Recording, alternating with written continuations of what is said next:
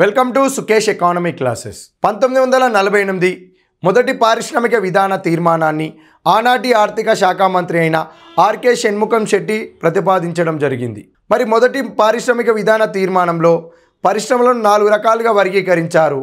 అందులో మొదటిది రైల్వేలు, రెండవది అటామిక్ ఎనర్జీ, అదేవిధంగా థర్డ్ది ఆయుధాలు, అదేవిధంగా వార్ మెటీరియల్స్ ఆయుధ సామాగ్రి. ఇలా ఈ 4 రకాల పరిశ్రమలు ప్రభుత్వం రంగం వారే స్థాపించాలి అని చెప్పి మొదటి పారిశ్రామిక విధాన తీర్మానం 1948లో పొందుపరిచారు. మరి మొదటి పారిశ్రామిక విధాన తీర్మానంలో పరిశ్రమలు అన్నీ కూడా 4 రకాలు అన్నాం కదా. అందులో మొదటి రకం ప్రభుత్వ రంగ పరిశ్రమలు, రెండవ రకం పరిశ్రమలు మిశ్రమ రంగ పరిశ్రమలు ఉంటాయి. ఇందులో 6 రంగాలు ఉన్నాయి, అనగా 6 పరిశ్రమలను పొందుపరిచారు. మూడవ రకం పరిశ్రమల్లో ప్రభుత్వ అజమాయిషీ కలిగిన పరిశ్రమలు ఉంటాయి. ఇందులో 18 రకాల పరిశ్రమలు ఉంటాయి.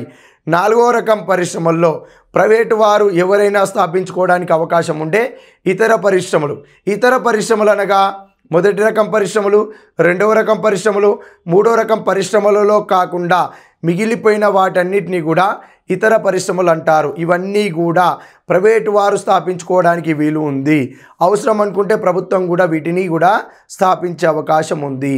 Thank you.